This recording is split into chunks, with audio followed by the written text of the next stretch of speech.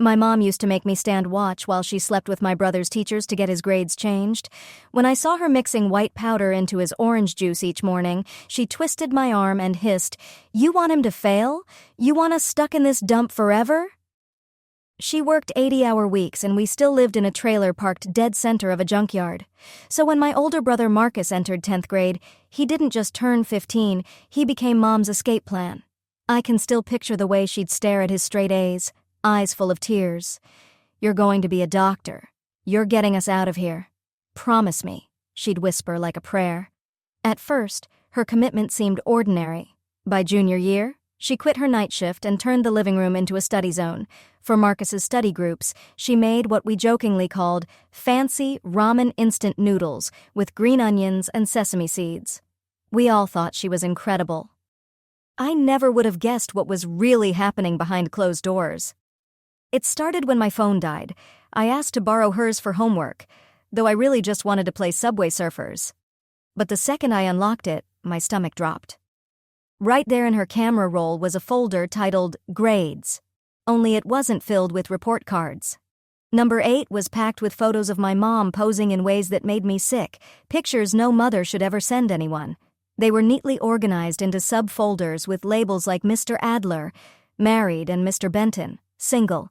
And just when I thought it couldn't get worse, it did. I read through her messages. Her strategy was obvious. Bait the teachers with her photos, then once they got what they wanted, blackmail them into raising Marcus's grades. My hands trembled so badly I dropped the phone. As I bent down to grab it, I heard Mom's footsteps behind me. "If you tell anyone, they'll take you away. And foster care?" "It's worse than death," she said coldly.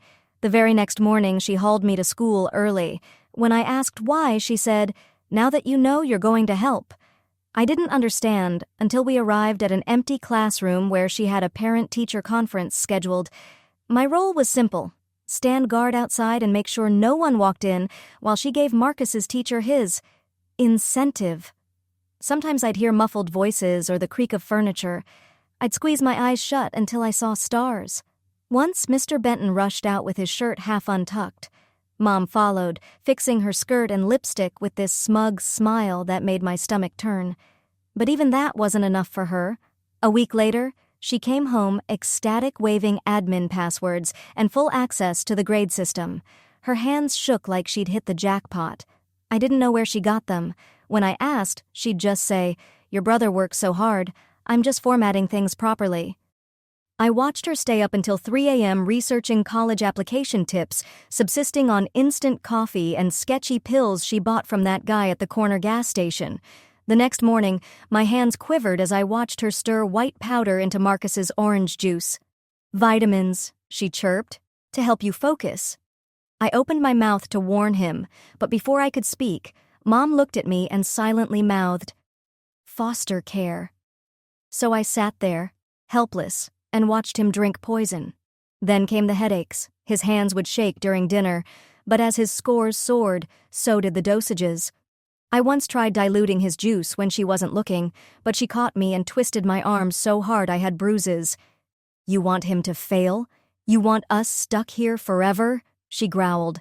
She dosed differently depending on the day. More for practice tests, maximum for real ones. I knew she was playing with fire, but I never imagined how badly we'd all get burned. Then came Saturday. I woke up to Mom screaming Marcus's name.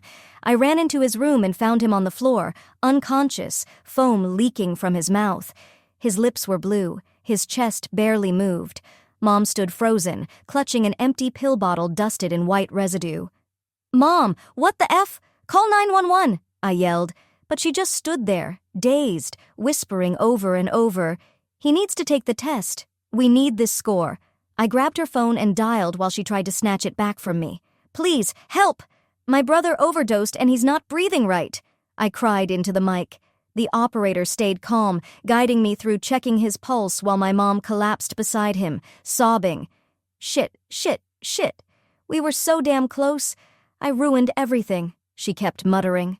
The paramedics burst through the front door and immediately started working on Marcus. Mom tried to shove the pill bottles under the couch, but it was too late. I'd already handed them to the EMTs. At the hospital, Marcus flatlined twice. He was pronounced dead at 4:38 p.m., official cause cardiac arrest from a DRG overdose. I didn't speak. I had spent my entire adolescence wishing someone would finally hold Mom accountable, never imagining that someone would end up being me. The police arrived within minutes of the medics. 2 detectives entered our trailer, while Mom rocked in the corner, muttering nonsense. I wrapped myself in Marcus's hoodie, the one he always wore to study sessions. It still smelled like him, like the cologne he'd saved for months to buy. The detective who spoke to me had gentle eyes and a soft voice. She asked what happened, but every time I tried to explain, I choked on sobs. Mom screamed from across the room, yelling that they'd throw me in foster care, that I'd ruined everything. The officers had to separate us. About an hour later, a child services worker showed up. Gray hair in a bun, leather bag worn thin from use. She told me I had to come with her. I begged for 5 minutes to grab my sketchbook. She nodded and followed me inside. Walking through the trailer felt surreal. Marcus's orange juice glass still sat on the counter, half finished from that morning. I stared at it, remembering all the other mornings I watched him drink from similar cups, knowing what was in them. In my room, I grabbed my sketchbook, then noticed Mom's old tablet charging on her dresser. The screen was still on. My body moved on instinct.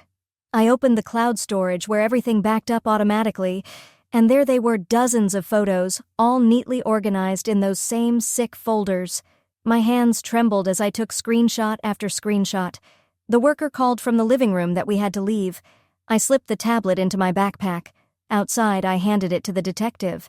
She looked puzzled until I whispered, "The cloud backups." Her face shifted instantly. She pulled out an evidence bag and gently sealed the tablet inside. The emergency foster placement smelled like old cigarettes and cat litter. My foster parents, an older couple named Harold and Denise, barely acknowledged me when I arrived. Denise led me to a tiny bedroom with faded wallpaper and a creaky twin bed. Through the thin walls, I heard her tell Harold, "It's another substance case." She didn't know I could hear. Sleep didn't come that night. Every time I closed my eyes, I saw Marcus's blue lips, the foam around his mouth, his chest rising only in my memory. Morning finally came.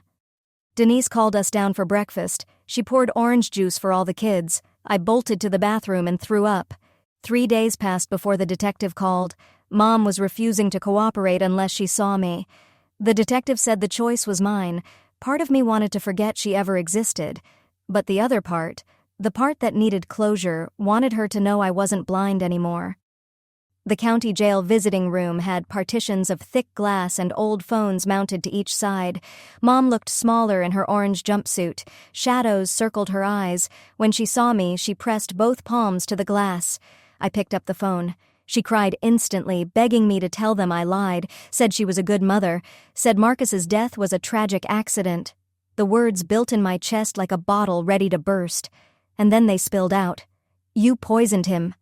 Her fist slammed the glass so hard a guard began walking over. Her face twisted, flickering between rage and tears. Her mouth opened and closed without sound. Then suddenly, like someone had flipped a switch, her voice went calm, even sweet. "They'll split us up," she whispered. "You'll age out of foster care all alone. Marcus wouldn't want that. He'd want us together." I dropped the phone and bolted out to the parking lot. My phone buzzed. A message. It was from Tyler Marcus's best friend. Her mom says she's just confused, that she didn't mean to do it. My stomach dropped. Tyler's mom had been part of one of Marcus's study groups. If my mom was already spreading her version of things, how many others would believe her over me? 3 missed calls blinked on my phone, all from other study group parents. 2 days later, the foster placement coordinator showed up with news. My Aunt Carolyn from 2 towns over had requested temporary custody. Mom's sister. I hadn't seen her since I was 8. The coordinator said family placements were always the first option. Aunt Carolyn's house felt like a museum dedicated to everyone but me. Photos of Mom and Marcus blanketed every surface. Marcus at science fairs, Marcus holding academic awards, Mom hugging him at his sophomore honor roll ceremony. Not a single picture included me. Carolyn spent the first hour fussing with Marcus's memorial items on the mantel, muttering things like, "I always said your mother pushed him too hard." 2 slow weeks crawled by before I started at the new school. The guidance counselor met me privately, her voice soaked in artificial sympathy. She said she knew about my situation and I could take as much time as I needed. Walking the halls, I caught bits of whispers, quiet, sharp-edged. Everyone already knew. That evening, Carolyn brought up Mom's commissary account. I wondered what really went through her head as she rearranged all those photos of Marcus and my mother, never one of me. She'd taken me in after the worst thing that had ever happened to me, but her house made it clear who mattered. "She still needs money for basics," she said gently. "She's still my sister. Still your mother." When I refused to help, her face went cold. The warm aunt act cracked open and something sharper peeked out. The next morning, I discovered Tyler's mom had launched a Facebook page called Justice for Linda. The post painted a picture of a heartbroken mother caught in a tragic accident. Donations were pouring in, hundreds of shares, comments, and sympathy messages from strangers who didn't know us at all. They were giving money to Mom's legal fund. Then the detective called with an update. Mom had hired an attorney who claimed her confession was coerced, that she'd been in shock. They needed my testimony for the grand jury. Mom had a paid lawyer. I'd be working with a public defender. My Instagram exploded. Some messages were kind. Others accused me of lying. She loved Marcus. Why would a mother hurt her own son? You're just being dramatic. I stopped checking social media. One afternoon, I overheard Carolyn on the phone in the kitchen. She was talking to someone about the case. "Maybe she misunderstood," she said. "Trauma warps memory. She's always been intense." Even my own aunt was choosing blood over truth. School became unbearable. In the bathroom, I heard girls whispering about that psycho family where the mom seduced teachers for grades. I stopped eating in the cafeteria. I found empty classrooms or hid out in the library instead. The prosecutor called again with bad news. The teachers Mom had targeted weren't talking. Mr. Doyle had transferred schools. Others had hired lawyers. Without their testimony, proving the full extent of Mom's scheme was going to be difficult. One day after school, Marcy caught up to me near the bike racks. Marcus's girlfriend looked like she hadn't slept in days. Her eyes were puffy and red, but her words hit hard. She said Marcus had been improving his grades, that Mom had only been helping him succeed. She accused me of being jealous, of trying to ruin the family because Marcus had always been the favorite. I rolled up my sleeve. The bruises were fading, yellow and green now, but still visible. "Your perfect family did this to me," I said. Marcy's expression shifted. Something flickered in her eyes, doubt maybe. But she still turned and walked away. Later that week, Carolyn suggested family therapy to work through these accusations. She found a therapist who specialized in false memories and recovered memory syndrome. I looked him up. He'd been recommended by Mom's lawyer. I refused to go. Carolyn didn't take it well. "I can't keep housing someone so destructive," she snapped. "Either you agree to the sessions or you go back into foster care by Friday." That same afternoon, Mom's lawyer filed a motion. The court documents said I had a history of attention-seeking behavior. They used screenshots from old Instagram posts, photos of my artwork with captions about feeling invisible as proof. My creativity had been twisted into ammunition. I sat in a school bathroom stall, phone to my ear, voice echoing off the tiled walls. I told the prosecutor everything about the screenshots, the folders, the photos saved in Mom's cloud storage. The prosecutor's excitement was obvious as she instructed me to email everything immediately. My hands shook as I forwarded the files from my phone.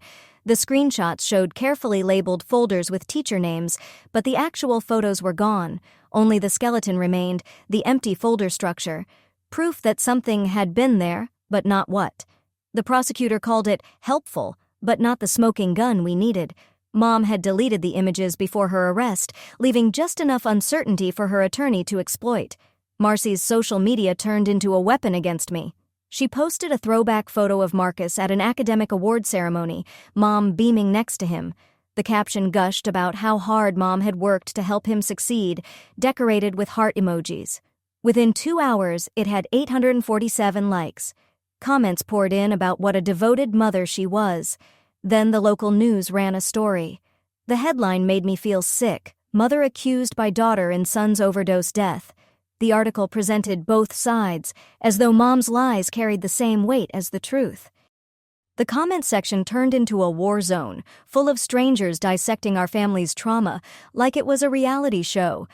Mom's lawyer worked fast. He subpoenaed my medical records and found out I'd been prescribed anxiety meds after my dad left when I was 12.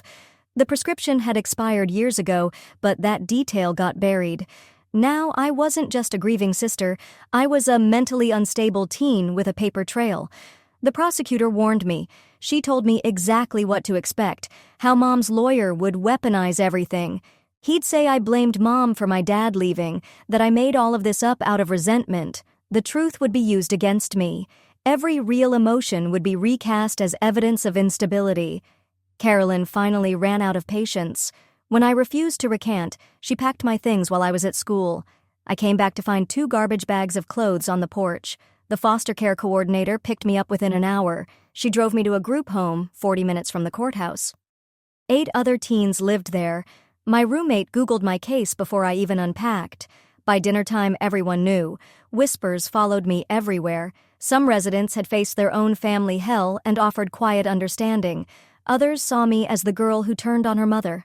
Meanwhile, Mom's commissary account kept filling with donations. Other inmates started calling the group home's phone line, leaving voicemails laced with judgment. They said Mom never stopped talking about me, that she loved me so much despite everything. Even behind concrete walls, the manipulation found its way in. One night in the library, while trying to do homework, a thought struck me. Marcus always used my birthday 0318 as his password. For everything. What if his devices had synced to the cloud? I logged into his account on a library computer. There it was, his phone's automatic backups. I opened his last essay draft and found the editing history. Mom had written 90 of it. The metadata showed timestamps proving she worked on it while Marcus was asleep. The prosecutor called it academic fraud, not murder, but another crack in the facade, another thread in the tangled web of truth. The group home's 10 p.m. curfew became a source of daily panic. Court prep meetings ended at 9:30 and I'd sprint back through the dark just to avoid being locked out. The stress lived in my body. My hands wouldn't stop trembling. Sleep abandoned me. Some of the other teens noticed the way I was falling apart, but no one said anything. Tyler's mom organized a meal train titled Support for Linda. She posted pictures from her jail visits, describing Mom as a grieving woman who'd lost both her children. The community clung to the comforting fiction instead of facing the ugly truth. Marcus's friends chose their image of the perfect mother over reality. Then came the announcement. Mom had been granted an interview with a local news channel. The second I heard, a wave of dread hit me. She'd always known how to cry on cue, how to manipulate a room with just the right expression. And now she'd have a camera, a primetime audience, thousands of people watching. The interview was worse than anything I'd imagined. She cried about losing Marcus, claimed she was losing me too. She painted me as a troubled teenager who'd always envied the attention Marcus got. She mentioned my anxiety meds. She referenced my old posts about feeling invisible. She built an entire narrative of a lonely, unbalanced girl lashing out, and the interviewer nodded, sympathetically, the entire time. The prosecutor called an emergency meeting. Public opinion mattered more than anyone wanted to admit. Potential jurors were watching the coverage, forming impressions. We needed the teachers to testify to break their silence. Without them, it was my word against Mom's carefully curated image. Then a glimmer of hope. Mrs. Daniels reached out through the prosecutor's office. She knew exactly what Mom had done to her husband, but she explained that testifying would destroy what was left of her family. Her voice cracked with pain. She was another casualty of Mom's schemes, torn between pursuing justice and protecting her children from more trauma. Then came a breakthrough. The tech team finally managed to unlock Marcus's phone. His messages revealed months of complaints about feeling unwell. He'd texted friends about constant nausea, shaky hands, and trouble focusing. Mom's replies always urged him to push through, claiming that success demanded sacrifice. One message to Marcy stood out. Marcus had mentioned Mom's odd behavior around his vitamins, how she insisted on watching him take them. He said it felt weird, but he trusted her. When the prosecutor showed the message to Marcy, she broke down in tears. She admitted she'd brushed off his concerns as typical teen whining. She never imagined he was being slowly poisoned by the person who was supposed to love him most. Marcy agreed to testify. She sat in the prosecutor's office, weeping as she described all the signs she'd ignored. Her guilt filled the room. She kept whispering, "I should have listened." But Mom's lawyer dismissed the texts as meaningless. He claimed they showed a responsible mother making sure her son took his supplements. Without proof of what those pills contained, the messages were just circumstantial. The system demanded physical evidence, something criminals like my mom knew how to hide. I remembered the gas station where she used to buy her pills. The owner recognized her immediately, said she was a regular, always paying in cash. He assumed she worked long shifts. She bought energy pills frequently. The security footage had long since been erased, but he kept paper receipts for tax purposes.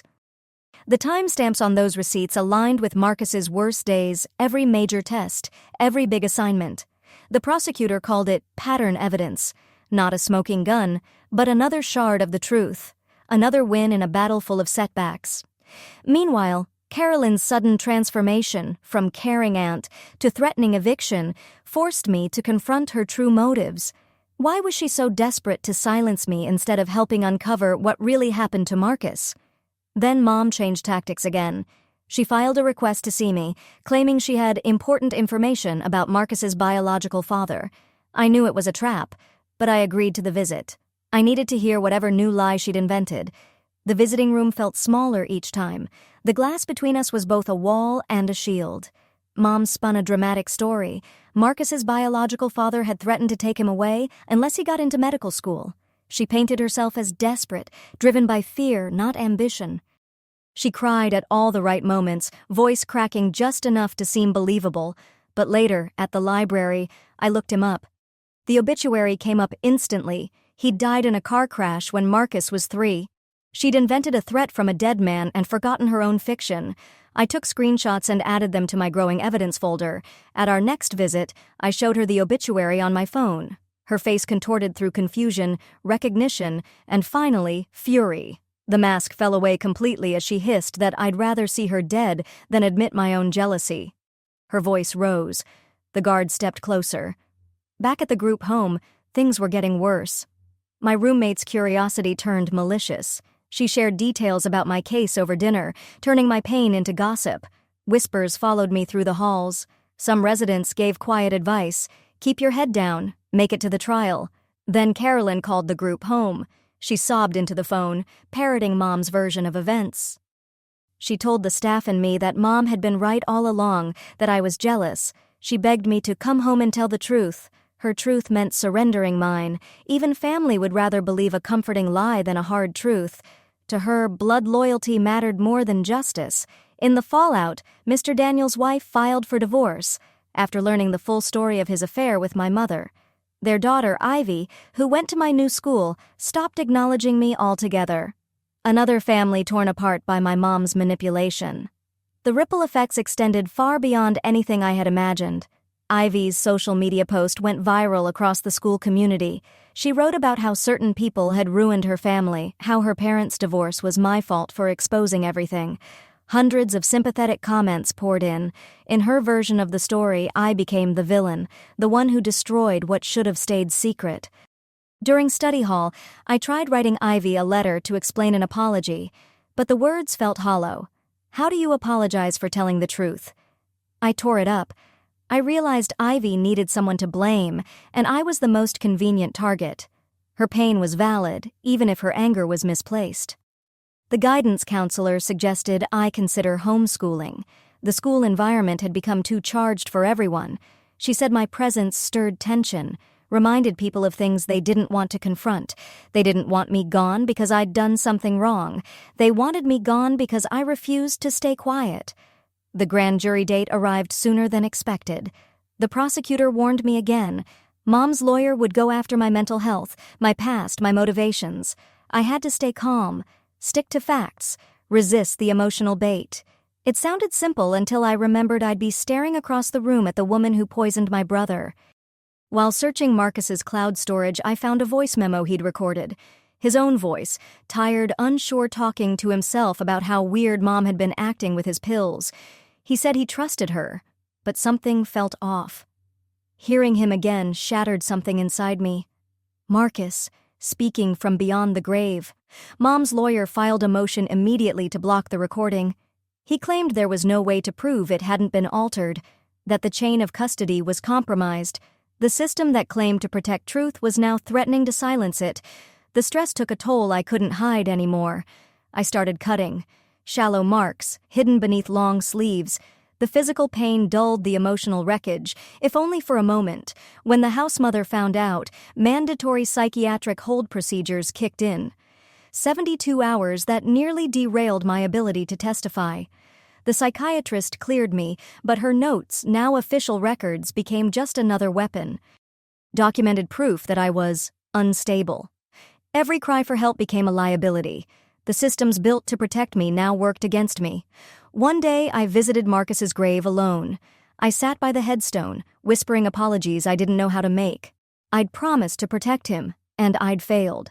Now I was turning into everything Mom claimed I was, broken, unstable, seeking attention. The guilt weighed more than the granite above his name. "I'm sorry," I said aloud. "I couldn't stop her. I couldn't save you." Even the legal team began to falter. The prosecutor's assistant resigned, citing threats to her children. Mom's supporters had tracked down her kids' school, spreading misinformation. Another casualty in Mom's war on the truth. Her replacement seemed detached, like she was just checking boxes, not fighting for justice. I started documenting everything. I recorded every call, every conversation. One day, I captured Helen admitting that Mom had asked her to take me in, not out of love, but to control the story. It was a critical piece of evidence. But when Helen found out about the recording, she posted publicly about her unstable niece secretly recording her own family. Another win twisted into another attack. Even behind bars, Mom kept scheming. Her new cellmate, a pregnant teenager, became her next project. Mom cast herself as a wise, protective maternal figure. She earned goodwill from other inmates' families, spinning stories of loss, love, and resilience. They believed her. She played the long game, always had. Then came the final blow. The witness list. Mr. Doyle refused to testify, invoking the Fifth Amendment. 3 other teachers followed his lead. The wall of silence stood firm. The guilty protected themselves while the victims stood exposed. Their careers meant more than Marcus's life. The full truth would remain buried. Marcus's memorial fund, run by Tyler's mom, faced no legal oversight. Money donated to honor him now paid for Mom's legal defense. I had no power to stop it. I couldn't even protect his legacy from her control. She consumed everything, even grief that wasn't hers to claim. The local teachers' union released a statement urging members to remain neutral. But neutrality in the face of injustice isn't neutral at all. It was silent approval. The institution meant to protect students chose survival over truth. Marcus had been failed by every adult meant to safeguard him, and now the system failed him again, even in death. The judge ruled that I needed a competency evaluation before I could testify, another delay dressed up as protection. To them, I wasn't a witness to a crime. I was a complication. A teenager to be managed, not believed. Adult professionals debated what was best while ignoring what was right. And with each legal maneuver, Marcus's voice grew fainter. Then, unexpectedly, Mrs. Chen reached out to the prosecutor, Marcus's favorite teacher.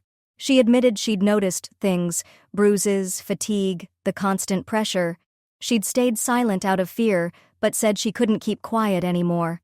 Her guilt over not reporting those red flags was eating her alive. She agreed to testify. An unexpected ally breaking the wall of silence. In her deposition, Mrs. Chen detailed Marcus's physical decline, the trembling hands during tests, the dark circles under his eyes, the exhaustion in his voice. She described my mother's relentless demands for better grades and the subtle threats behind her requests.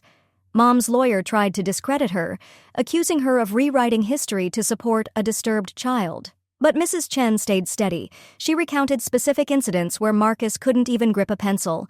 She described how my mom scheduled meeting after meeting, always pushing for inflated grades even as Marcus visibly suffered. Then, the digital forensics team made another breakthrough. In Mom's email account, they found attachments, stolen test materials. Someone with administrative access had sent her full exams from the principal's computer. The timestamps proved Marcus never took the real tests. She'd had the answers well in advance. His perfect grades weren't earned. They were manufactured. Layer by layer, the evidence piled up: fraud, manipulation, deception. Still, Mom's lawyer pushed his narrative. This was desperation, not murder. A misguided mother helping her son the only way she knew how. He argued that questionable academic tactics weren't the same as poisoning. The difference felt insulting when Marcus was buried in the ground. But legal technicalities made room for doubt. The prosecutor told me the hard truth. We'd probably see convictions for academic fraud and involuntary manslaughter, not murder. It wasn't the justice I had imagined, but it was justice, at least in part. Mom wouldn't walk free. Marcus wouldn't be forgotten. We took what we could get. In the days before trial, I poured everything into writing my victim impact statement. No words could truly capture what we'd lost, the future Marcus would never have. He'd never become a doctor, never escape that junkyard trailer by his own achievements. My statement wouldn't bring him back, but it would tell the court, on record, exactly what my mother had stolen. Even in jail, Mom's commissary account showed steady deposits. She'd been buying books on criminal law, studying appeal strategies. The verdict wouldn't end her war on the truth. She'd keep trying to reshape the story, casting herself as the one who suffered. Finally, the trial date arrived. I wore Marcus's hoodie, the same one from that awful morning. It made me feel stronger, like a piece of him was still with me. The courtroom was packed. Neighbors, teachers, friends, some there for her, some for him. The divide was visible in the seating. Two sides of a single tragedy. Mom walked in wearing a conservative dress, her hair styled neatly. She'd lost weight enough to look frail, vulnerable, almost sympathetic. The story she'd told about Marcus's father, how he threatened to take custody if Marcus didn't get into medical school, looked even more absurd now. He'd been dead for over a decade, but it made me wonder how many lies she'd told that no one had ever bothered to check. Her lawyer had prepped her well. She dabbed at her eyes with a tissue, perfecting the role of the grieving mother. From the defendant's table, she mouthed something at me that looked like, "I love you." Opening statements set the battleground. The prosecutor painted her as obsessive, controlling, and dangerous, a mother so consumed with appearances that she poisoned her own child. The defense painted her as a struggling mom, desperate to lift her family from poverty, who made mistakes out of love. They made my mom sound almost noble. My testimony lasted over 3 hours. I walked the court through everything: the photos, the blackmail, being forced to stand guard while she manipulated teachers, and the worst of it, watching Marcus drink poisoned juice. The prosecutor guided me gently through each piece of evidence. Across the room, Mom wept freely. Some jurors watched her with sympathy. Others turned their eyes to me, searching for cracks, measuring every word for signs of dishonesty. Then came cross-examination. It felt like being torn open. Mom's lawyer brought up my old anxiety prescriptions, my foster placements, and every social media post where I'd written about feeling invisible. He painted me as an unstable, attention-hungry teen who couldn't stand her brother's success. When he suggested I was just angry that Mom chose Marcus after Dad left, I had to grip the wooden witness stand to keep from shaking. He pressed harder. Was it true I never actually saw her put anything toxic in Marcus's drinks? Technically, yes, I'd seen white powder. I didn't have a label. He twisted facts into uncertainty, but I didn't budge. I held to what I knew, what I lived through. Marcy's testimony helped rebuild our case. She described in painful detail Marcus's complaints, how he'd confided in her about constant nausea and Mom's obsessive behavior with his vitamins. She admitted she'd brushed him off, thought he was just being dramatic. Now, through tears, she said she wished she had listened. Her regret filled the room. Even Tyler's mom shifted uncomfortably in the gallery. Then the judge called for expert testimony. The medical examiner explained that the stimulants in Marcus's body had reached lethal levels, accumulated over time, not taken all at once. The defense tried to argue it could have come from energy drinks or self-prescribed supplements, but the consistent escalation told a different story, one of control, not accident. Then another bombshell landed. From inside Mom's jail cell, guards had discovered notebooks. In them, she outlined Marcus's success plan, complete with dosage schedules, exam prep timelines, and even diet regimens. She'd documented her crimes, convinced she was crafting a blueprint for greatness. The prosecution entered the notebooks as evidence. That's when Mom's composure cracked. The pages painted her delusion with horrifying clarity. In her mind, she wasn't poisoning her son, she was helping him win. Love twisted into obsession, devotion masked as control. The jury leaned forward as the pages were read aloud, their expressions a mix of horror and disbelief. Then, against her attorney's advice, Mom took the stand.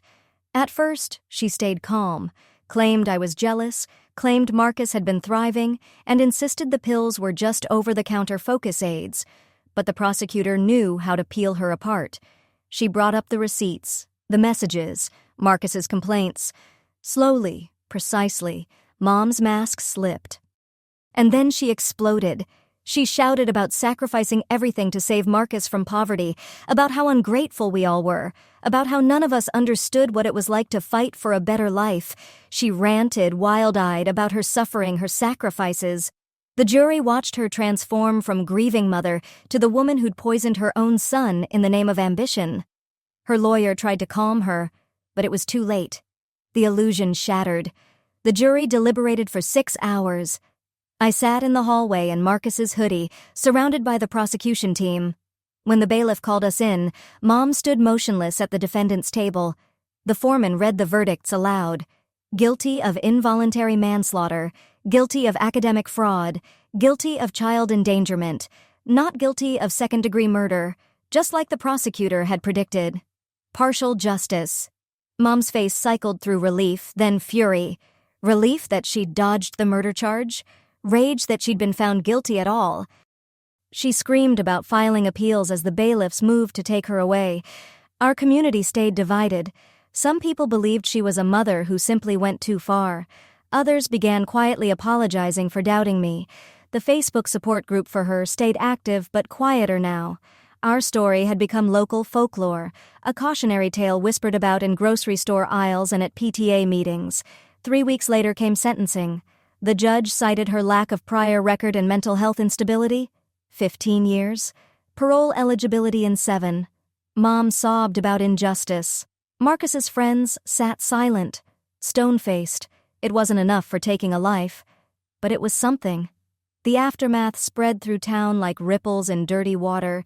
Some people still clung to the idea that she'd just been trying to help. Others stopped me in hallways or libraries, quietly saying they were sorry. The foster system moved me again. This time, I was placed with a seasoned foster family people who specialized in trauma cases. They understood my need for space, my struggle to trust adults. Their home felt different. No photos of my mother or Marcus to dodge. No relatives clinging to blood loyalty over truth. Just quiet, patient support, while I figured out what came next. Mrs. Chen began visiting once a week. She brought art supplies and memories of Marcus from before everything fell apart. She became the steady adult I didn't know I needed. Someone who had loved my brother, someone who carried guilt for not stepping in sooner.